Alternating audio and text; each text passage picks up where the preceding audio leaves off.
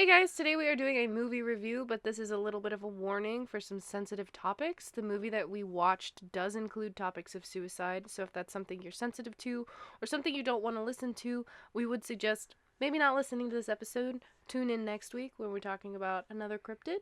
But for now, if you want to learn about what we think of the movie An American Werewolf in London, keep listening. It can only be attributable to human error. You're entering paranormal. He meddled in things that you need to know. He meddled in things. He meddled in things. Where will we go next?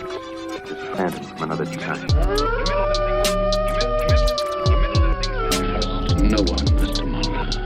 That's it, man. Game over, man. Game over.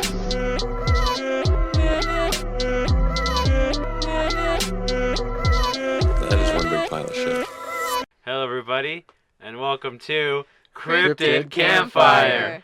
My name is Alex Daikaiju. To my left, Jasmine with and across from us, Eli Watson. and today we're doing a special edition of Cryptid Campfire Goes to the Cinema. Goes to the campfire? He goes to the campfire Uh-oh. and watches a movie. Where have we been this whole time? In a haunted garage. At the campfire cryptid? Yeah, Campfire Cryptid Fairground. So the last 2 weeks we talked about wolfmans, we talked about dogmens, and so today we thought it'd be fun to watch the 1981 classic American Werewolf in London and kind of see how it stacks up against our research in terms of what werewolves are. honestly, not many connections, but a lot of entertainment. You have the full moon. Mm-hmm. True. You have Beware the Moors. Mm-hmm. Was Okay. that was in the research, was it not? I don't remember. Kind of. Yeah, I mean, No. they hang out in weird wooded areas. That's true. Oh, you know what? I can just open my notes and see if anything jogs my memory. By the way, guys, this will contain spoilers. So Ooh, if you yeah. haven't seen the movie and Check it want out. to see the movie, Check it out. stop this podcast, go watch it, come back and listen to it a little bit later. But if you have seen it, please join us on this fun discussion of this crazy ride of a movie. Full steam ahead. We're in Full- spoiler territory. Yeah, we Full are. steaming. So I'm going to open up my notes real th- quick. You guys there's take a- away the conversation. Reference to a silver bullet at one point. Mm-hmm. They reference silver bullets, full moon.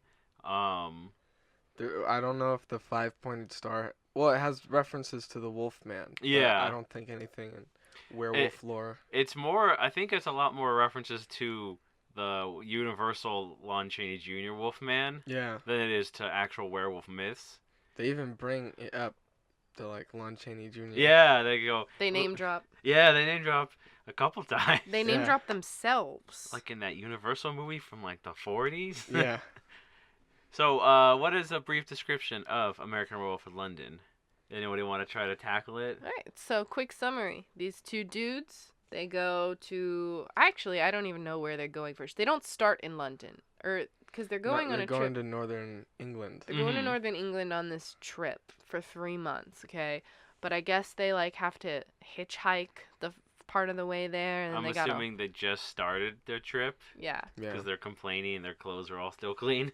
yeah. And they gotta walk, like, through abandoned... Or not even abandoned, just deserted. Just like, there's nothing. It's just countryside. the countryside. They hitchhiked in a truck with some sheep, and now they're in this, like, low population English town, and they stumble into this crazy pub where Called everyone... the Slaughtered Lamb. Yeah. Greatest name ever.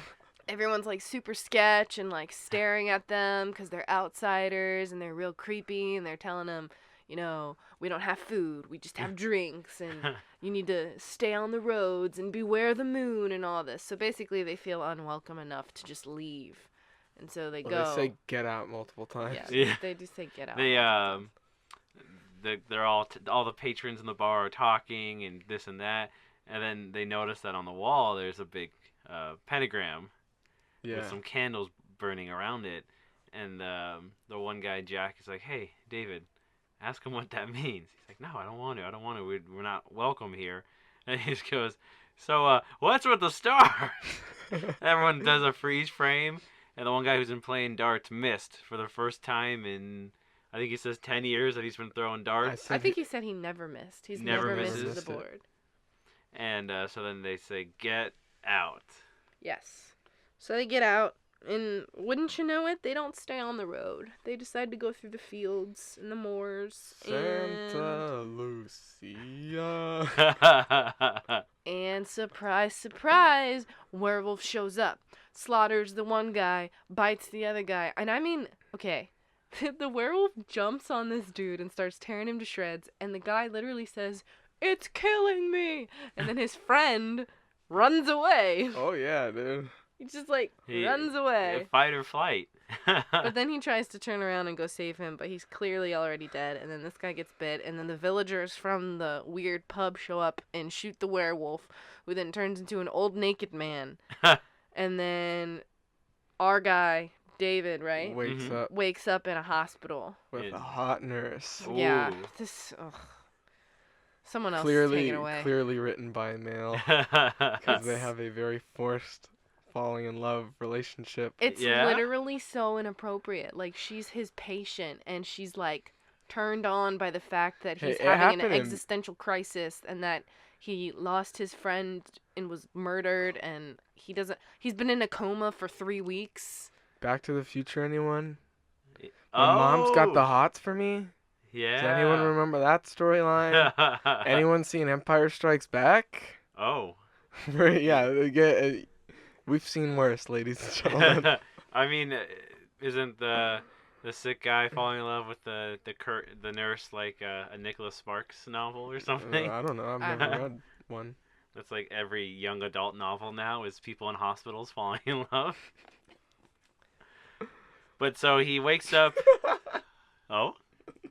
Go ahead. So he wakes up in the hospital, and he finds out he's been there in a coma for 3 weeks, and that his friend's been buried in America, in New York, and he's in London by himself, and everyone keeps telling him that he was attacked by a psychopath that who escaped an asylum, but he remembers seeing a wolf kill his friend and bite him, and then a few days go by, he's kind of in the hospital, he's not feeling good, and he has some really weird dreams.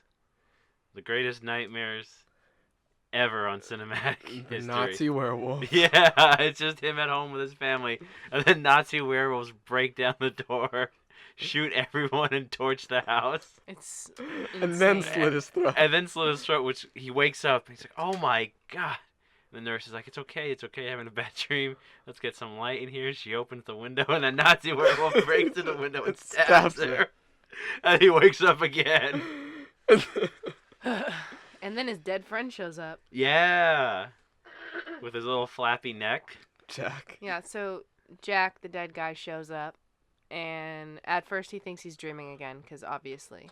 But Jack is telling him, dude, the thing that killed me was a werewolf, man, and now you're a werewolf, and now I'm going to be stuck in limbo for the rest of eternity unless the bloodline of the werewolf dies, so kill yourself. Mm-hmm. And he was like, you know what? You're right. I'm joking. It's very, No, very but bold statement. he literally says, kill yourself. You have to die. You have to Mhm. kill yourself to end this curse. And he's like, no, I'm dreaming. This isn't real. I'm losing my mind. I'm insane. Blah, blah, blah. And then the nurse comes in and is like, what's wrong? And then they fall in love. Basically, because after he gets discharged from the hospital, he goes to stay with her. Like, she invites Very, him into very her home. inappropriate doctor-patient confidentiality. Is it love or lust, dude? I don't know. A little bit of both. Meanwhile, the doctor is skeptical because he keeps claiming that he's a werewolf, Mhm. and the police had said that it was a psychopath, and said that psychopath. there were witnesses, but it was weird because his wounds had been cleaned before he saw the doctor, so Mhm. there's a lot of sketchiness going on, and files have disappeared, and there's no record of things.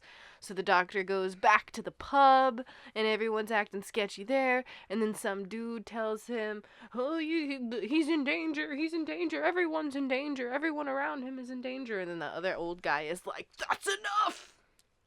It's really weird. I don't know why they can't just decide to either keep people safe or act like, you know what I mean? They're very secretive, It's but all about their township Small- fidelity. small town pride. Yeah. Bunch of weird foreigners coming in, a bunch of American people coming in disrespecting I guess. their werewolves. Now, at this point in the movie, there hasn't been a full moon yet, so we don't actually know if he is a werewolf yet. Oh, yeah, but they make you wait. he's having all these weird dreams. So. And it's about when he gets discharged from the hospital. It's 2 days till the full moon, and then I think it's 1 day left when he goes home with the nurse. And then Yeah, it's the first day that he's home. Yeah. Don't forget he left that poop stain on the couch. Oh yeah, he gets out of bed to use the bathroom, and his friend shows up again, looking a little worse for wear. Yeah. Because it turns out when you're a spirit stuck in limbo, you still decay. And so his friend is more green and rotting looking, and his neck's even more open. Ugh. And a little more exposition dump happens. Yeah. And he puts his dump butt on the couch, Well, because he had bare ass. He took an exposition dump on the couch. Well, they had just been together. The nurse and David had just been together. Boy, had they. Very, very interestingly. And then he wakes up to go pee, and then his friend shows up in the mirror in the bathroom, and then he And he basically tells him, David, you gotta kill yourself. Tomorrow is the full moon. You don't know what's gonna happen. He dismisses his friend, and then it cuts to, I believe, the nurse is going for the night shift, so she leaves him alone, and she's like, just watch TV, you hang out, relax. And then he's walking around the house. He's just trying to kill time. Play some CCR. Plays the CCR. He's not hungry. He's bored. The TV's super tiny. He's sick and tired of all the Mickey and the Minnie's. Mickey Mouse memorabilia everywhere in this house. there is. It's weird. And then he gets hot. And he gets really hot. And then his head feels like it's exploding. And then sprouting hair. And then we get the greatest practical effects transformation in harsh light ever. And what is it, like 5 minutes, if not more? It's a good amount of time. It is not. Yeah. It's not some quick off-screen transformation. Suddenly he's a werewolf. Like you literally joints see popping. His joints pop. His appendages extend. Hair sprouts out, and then his snout protrudes. Is that the right word? Yeah. From his face, and it was insane. Yeah, but it's pretty awesome. All the while he's screaming. Yeah. At one point he says, "I'm sorry, Jack," who is his dead friend. And then I didn't mean to call you a meatloaf. Yeah. And he fully transforms and goes out for a night on the town, ripping and roaring through a few people all across town. And the best one is the subway scene. Yeah. So tight. It was a really cool subway scene. Weird 80s underground London tunnel with that never ends. Never ending. There's 2 sets of escalators. There's so many Wendy's ads. There's a lot of Wendy's ads. Oh yeah, ads. that's also weird. So many. So he runs around town, and then he wakes up the next day in the zoo. With some wolves. In the wolf enclosure. And they go to smell his pecker. Wakes up naked in the wolf exhibit at the zoo, and then steals the kid's balloons to cover himself. And the lady's dress. And the lady's jacket, she's like a red overcoat with black frills. That only goes down to his waist. I'm He's standing there in line. It's just a waistcoat. It would be so funny if that happened. So I think he gets back home to the nurse who he gets back home to the nurse who didn't know where he was. Right. And he's got a mouthful of people meat. He's dirty, smelly, and they start making out. Yeah, basically, he says he's never felt this good in his life, and he doesn't know what happened. He can't remember where he was or what he did last night. All he knows is he woke up in the zoo, which apparently she thinks is really hot because they start making out. And meanwhile, British people are weird. The doctor's calling her, did he come back? And she's like, yeah, he just showed up. And he's like, well, what's wrong? Is he normal? Does he seem fine? Blah, blah, blah, blah. Because neither the nurse nor David have read the news or know about the murders that happened last night. And so the doctor's like, you've got to bring him to my office. And so they're like, okay. And so they run outside and they call a taxi, and he's still trying to make out with her. And yeah. They're in the car all over wild. each other on the way to the office. But then the taxi driver is like, "Did you guys hear about last night?" And they're like, "What murders?" And Murder, murder, murder. yeah. And so then David realizes, oh my gosh, I think I did this. So he gets out of the car and he has a freak out. And then she's telling him to calm down. And he's like, no, I can't. I need to go to the police. I need to be arrested. I need to turn myself in. So he goes and tries to harass a cop who doesn't arrest him. Oi, get out of here. Because he just thinks that they're having a lover's spat Yeah. and doesn't want to deal with it. And he says the queen is a man. So he runs away. Runs away. And So then she goes back and meets up with the doctor. And they're trying to find him. Oh yeah, he ends up in a porno shop. oh. Yeah. Or a porno theater. So, but first, he goes to a telephone booth because yeah. he wants to call his family because he knows he's a werewolf now. He knows that he has to do something about it. So he calls his family. Well, he calls his sister, his 10-year-old sister, who picks up the phone because apparently mom and dad aren't home. And What? so Mom and Dad never left me alone when I was Yeah. 10. So he's like, you have to tell mom and dad I love them. I love you too. Don't fight with Max, who I guess is their other brother. Mm-hmm. Like, and I love you guys. And he hangs up the phone. And then he goes to a very adult. Not yet. No? He's about to kill himself, remember? Oh, yeah. He puts a knife to his wrist, like he's about to yeah, slit that's his right. wrists and kill himself. But he But can't do then it. he sees Jack outside of an X-rated movie theater. He's like, good idea, Jack. Yeah, Jack always coming through. So then we have a really fun scene There- where they're in this X-rated movie, and there's just a bunch of dead people in there, I guess. Oh, yeah, so the way it works is the reason why he's seeing Jack is because Jack was the last victim of the werewolf bloodline that David is carrying. So he sees David, who's in limbo. No, David. Oh no, he is sees the Jack. werewolf. Jack's in limbo. Yes. And so in the theater, there's 6 people he killed, and they're, I guess in this universe, the dead victims haunt you, and Well, I don't think they have to haunt him. I think these people chose to haunt him because Mhm. they're ticked. yeah, they're not too happy about being dead, and so they all tell him to kill himself. And then they have a really colorful conversation about ways The best to do ways. it. So it's a dark comedy of a movie in certain aspects. But it's so funny. So good. And so he dismisses them, and then I believe he starts to transform, correct? Yeah, he turns into a werewolf directly starts- after their conversation. Starts screaming and shouting and grunting in the back of a porn theater. And then literal chaos happens. Turns into a werewolf. You hear, and then it cuts to the front with the ticket taker, and they hear a noise. They're like, "Oh, what's going on in there?" And then the usher goes in there and gets his head eaten. And then the lady screams. The police come a running, and then the police goes in, sees the just dead bodies everywhere, and you get to see the werewolf in all its glory eating a body. And then he runs out, puts down the sliding door. And then everyone just starts screaming, and the police show up, and everyone starts running, and it just becomes complete chaos. And then the police commissioner, I believe the head commissioner of Scotland Yard, shows up, the one who's been dismissing everything the whole time, goes, "Oh, what's going on in here?" Goes up to the door, and then David breaks through and bites his head clean off from the neck. Literally. The And it head tumbles over a car hood and into the street. Oh yeah, dude, And then it's just great. And then what happens is just the greatest montage of car crashes And deaths. and deaths following his rampage through London. He just People starts- get run over. people get run over. People fly through windows. I think he only kills like maybe 10 people in the movie, if that. Mm-hmm. And I'd say like 50 people die Yeah, I from know. car crashes. One guy gets his head run over. One guy gets sandwiched between the cars. An entire double-decker red bus falls over. People falling out of the windows. It's crazy madness. And then he runs down an alleyway, and then the SWAT team shows up with their rifles.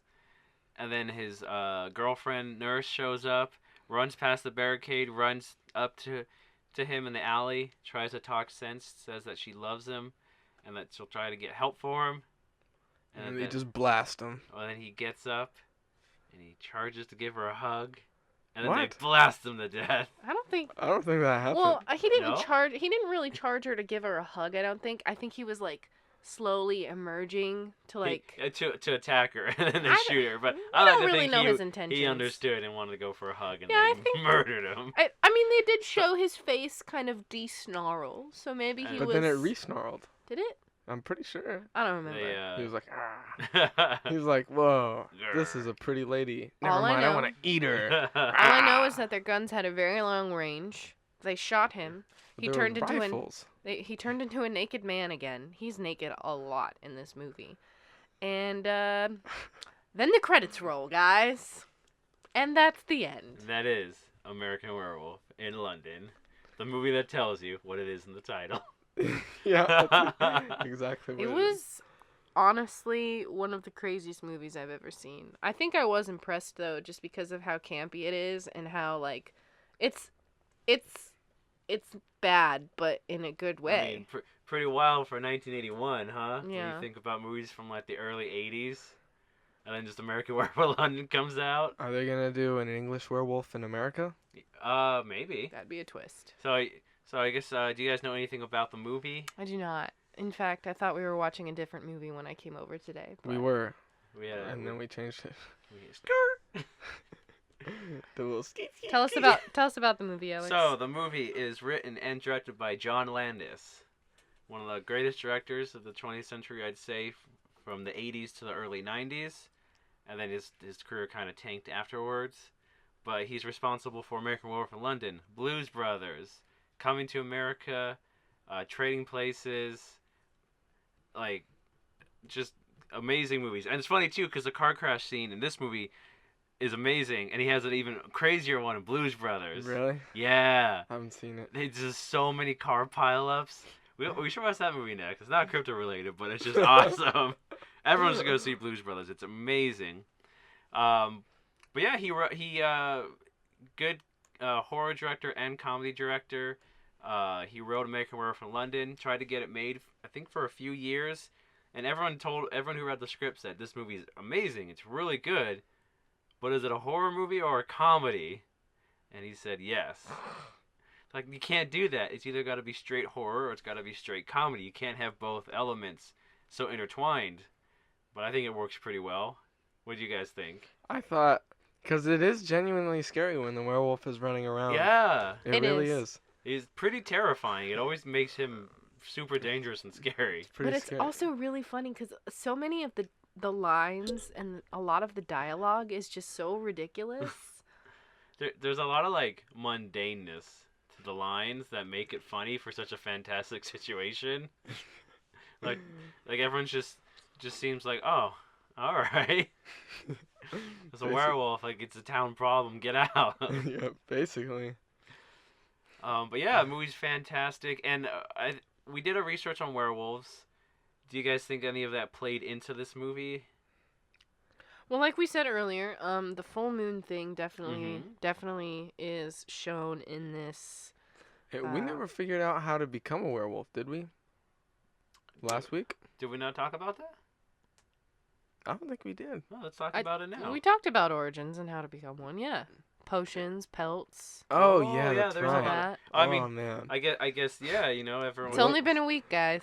It's been a while. I forgot all that. I mean, because the most popular cultural way is to get bit by a werewolf, Mm-hmm. and then it spreads like a disease. But as we talked about in our episode, there's more than one way to become a werewolf. Mm-hmm. And so this one follows a lot of the pop culture, I think, myths and legends about werewolves instead of the more like historical ones we found, which is more weird. And this one's you get bit by a werewolf, you can get shot by bullets, and the full moon activates you. And when you're a werewolf, you're just a wild animal that, as far as we can tell, can't think for it beyond just wanting to kill and Right. eat. Yeah. And It's like the reverse Harry and the Hendersons, where like everyone loves this guy, and like nobody really likes Harry except for that family, yeah. and everyone's trying to kill him, and then they're like, no, he's actually a nice guy, but this one's like the opposite. Everyone's trying to kill him, and they're like trying to protect him, but it's like he's actually a really bad person. Mhm. Yeah, the character's not very likable at all. It's Well, I meant the fact that he's a werewolf and he's killing people. But Well, that yeah. too, but like even when he's a human, like he's not my favorite person. Oh yeah. he's played by the guy who was the face of Dr. Pepper in the 80s, which is funny. So just think of Dr. Pepper when you think of werewolves. In this movie, he's more like Dr. Pecker. Oh my goodness. It's funny too because you're saying the character's not that likable. It's funny- Which does play into the whole idea of because when we talked about becoming a werewolf last week, we said in many stories a person becomes a werewolf because his behavior like may be too rough, like he's a bad person, sexually deviant, like this kind of person. That's exactly the type of person that this character David is. So Whoa, it makes I did kind not of pick sense. up on that at all. Hey. He is Yeah. sexually deviant. And when it comes Yeah. With a to sheep. actually Oh. becoming a werewolf, like he gets bit by a werewolf, but we don't know where that werewolf came from. We don't Mhm. have anything further back than that. We just know that if you get bitten, then you become one. And if you get killed, like if the werewolf kills you, then you get stuck in limbo until the werewolf bloodline is like stopped. Mhm. Uh-huh. So it makes you wonder how many other people were like freed by him Mhm. dying. Yeah. But then, well, no, that doesn't make any sense because No. the werewolf that attacked him died. So anyone before that would have already Oh been yeah. free. It's probably Yeah. like thousands of people in there. Yeah. A bunch of travelers going through that shady old town. Oh yeah. So where would you guys rate this film? Would you recommend it? Would you not recommend Dude, it? 9 out of 10. Yeah? The movie's so good. Depends on what kind of mood you're in. It's definitely enjoyable.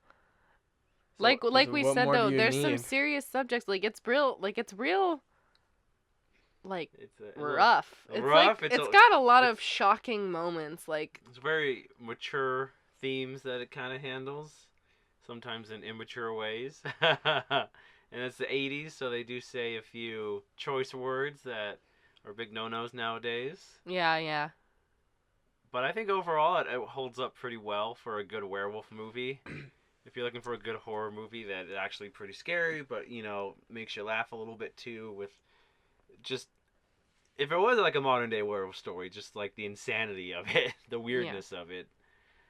So yeah, definitely recommend it. Great movie. Good heyday from the 80s Universal horrors. What were you talking about right before we came in here? I said we should save this for the podcast. Oh, Rick Baker did the effects for it. Mm-hmm. I don't know if we mentioned earlier, but it's all practical effects in the movie, and Rick Baker was behind all of them. And Rick Baker and John Lennon had worked together for a few years before this, and so they're like, all right, do a werewolf movie. It's gonna be awesome. And then John Landis told Rick Baker, okay, I want to have a really cool transformation scene, like really awesome, like to outdo any other werewolf movie ever. He said, okay, great. So what are you thinking? I'm thinking, full body transformation. You see everything transform a man into an actual wolf. He's like, okay, all right, I think I can do this, and Rick Baker starts thinking of like angles and shadows, and he's like, oh, and by the way, I want it all in harsh lighting, no shadows, no hiding anything. I want everything seen. And Rick Baker like almost faints because it's like that's impossible. They did so good though because like there's no in between. It's not like 1 minute he's completely bald and then the next minute he has a ton of hair. Like they did really good with transitioning like the different stages of hair sprouting and things lengthening and stuff like that. I wish you could see the body movements that I'm making right now.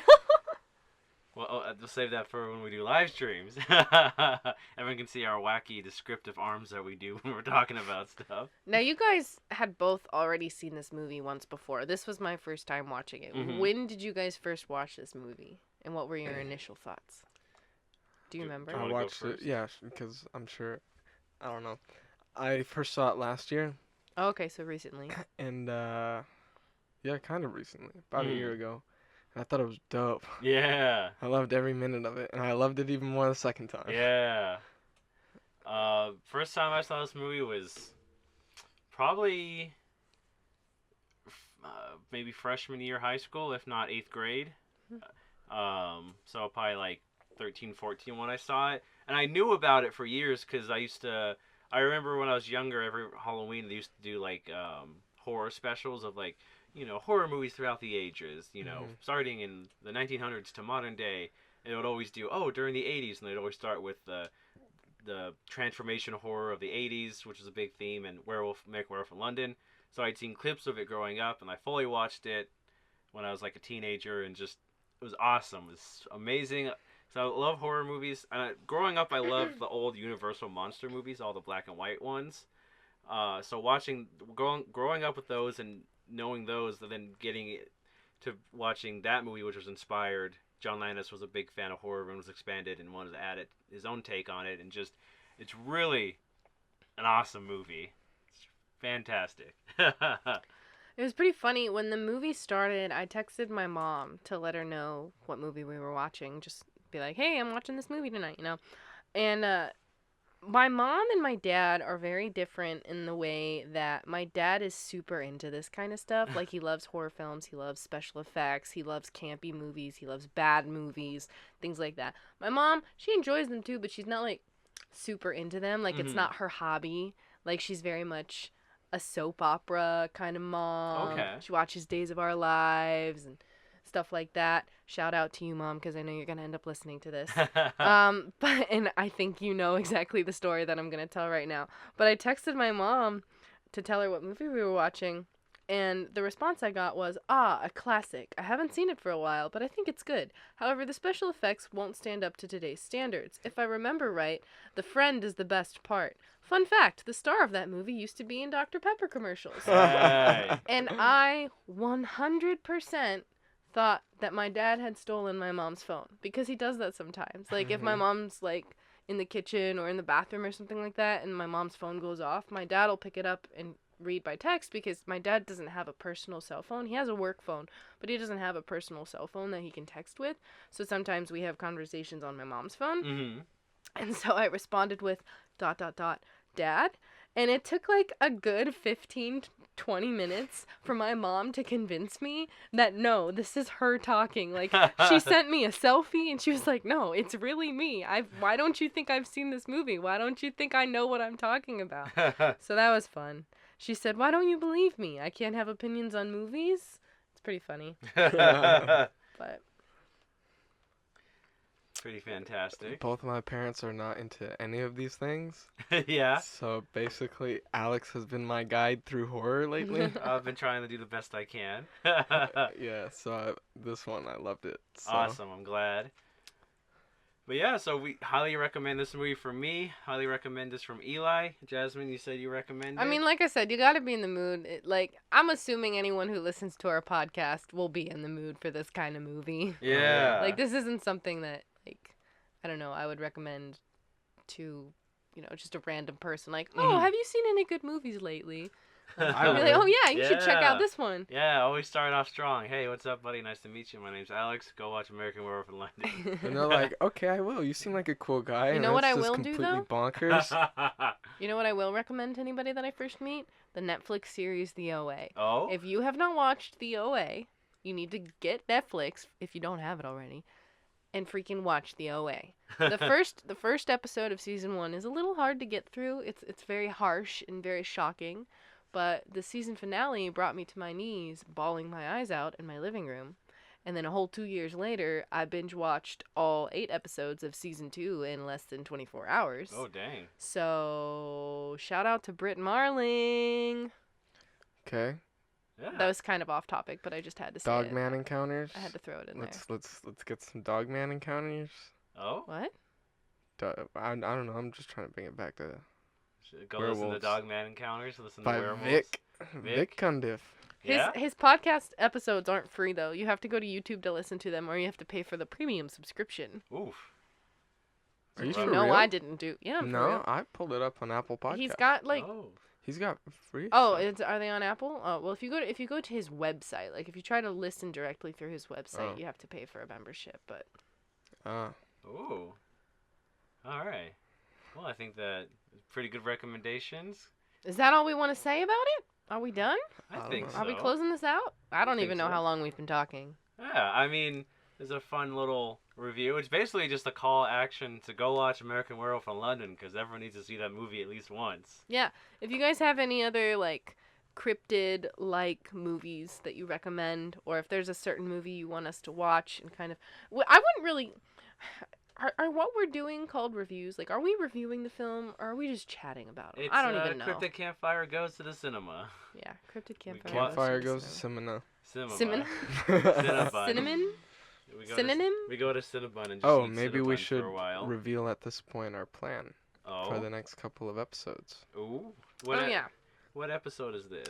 This will be episode 28. number 28. 28. So yeah. we have two like more you said. left, and then we are taking a small hiatus. Oh, yeah. Yeah, guys. So we are 28 episodes deep into this podcast. We've been going for quite a few months. And kind of Boy, nonstop. Yeah, like once a week we always get together Excuse and me. record in some way or another. Yeah. Mhm. Or if we don't get together, we do like 2 episodes a night or 3 episodes a Mhm. night or something like that. But we've decided that we're not really breaking this up into seasons or anything like that just yet. We're but we- breaking them into tomes. But Oh. but we are going to take a little bit of a hiatus after our next 2 episodes. So this Mhm. is episode 28. We've got 2 more coming for you, episode 29 and episode 30. The subjects of those episodes have yet to be determined. It'll However, be a surprise. You got to tune in and find Yeah. out. However, after that, we're going to be taking a small hiatus and we're going to be doing a lot of planning because we have something that we've been wanting to do for a while. I think we've mentioned it a couple of times Mhm. in the podcast, and I know for a fact there's people wondering when it's actually going to happen. So we're going to take some time off and we are going to plan our Bigfoot month. Yeah. Yeah. We are going to gather ourselves a little bit, give us more of an outline, kind of pull together a map of how we want to tackle this. Put together a little structure, a little foundation Exactly. to build up a good Bigfoot month that is Mhm. satisfying to you to listen to and for us to make, and we can put it out and feel good about it. Because we have a lot of fun getting together, researching a topic for a week, and then kind of talking about it. But sometimes it leads to like not being able to cover everything. Mhm. Sometimes we forget something. Sometimes something gets lost, and it's been a lot of fun. But we want to try to be like, well, what if we give it our full attention? What if we give Bigfoot the full month he deserves with all the planning, all the fun stuff that we come across, and really give it like a badass Bigfoot month? Yeah, so we're going to go a little bit more in depth. However, do not fret. We're still going to be posting content on the Instagram page. Mhm. We've got a couple plans for that, so we'll still be active on the social media. We're And not. the YouTube page. Yeah, Oh, and the yeah. YouTube. Don't Eli forget. has started uploading some of the older episodes to YouTube. Yeah. Yeah, so subscribe to that. Yeah. You're gonna get some good content Yeah, there. and if you watch the YouTube versions of our podcast, actually, even if you don't, like right now, when you're done listening to this, go to YouTube and look up Cryptid Campfire and watch one of the 2 videos that we have uploaded, because you'll see this really cool intro that my brother made, because my dad made these like clay figures of our logo, because Alex designed the logo, Mhm. and then for Christmas last year, my dad created Cryptid Campfire clay figures, and then my brother edited a video with the intro music that Eli created, and it's given us this really cool intro for videos. So go check that out. It's really cool. Subscribe, and we'll see you soon, I guess. Yeah, next definitely. week. I mean, we're still, like I said, we got 2 episodes until this hiatus. Yeah, and if I wanted to catch up on what you're up to, what your thoughts, opinions are on Twitter, I can find you. Yeah, you can find me on Twitter and Instagram at Jasmine Maywith. That's JasmineMaewith. Be warned, I tweet about a lot of different things. Always keeps it interesting. And what about you, fella? You can find me at EJ Workshop on Twitter. I've started kind of using it again, Mm-hmm. basically just to like and retweet. Not That's saying all it. Twitter is. But you can find me. Best way to reach me is probably through the Instagram. So at Which Cryptid is- yeah. Campfire. That's our whole Instagram page. But I'm the one who runs it. So if you have any questions, you'll reach me there. Alex. And if you want to get a hold of me, I'm on Instagram and Twitter at AlexDaiKaiju. That's Alex DAIKAIJU. I've been getting a little more active with my Instagram and on my Twitter. I'll probably start posting art that I do to, give some good content out there. and keep myself busy. And that's all from me. We want to thank you all for listening to this fun episode. Stay tuned for the next 2 episodes, which are going to be fun, awesome. And then we'll keep you updated when Bigfoot Month comes out. Yo. All right, goodbye. Bye. Bye.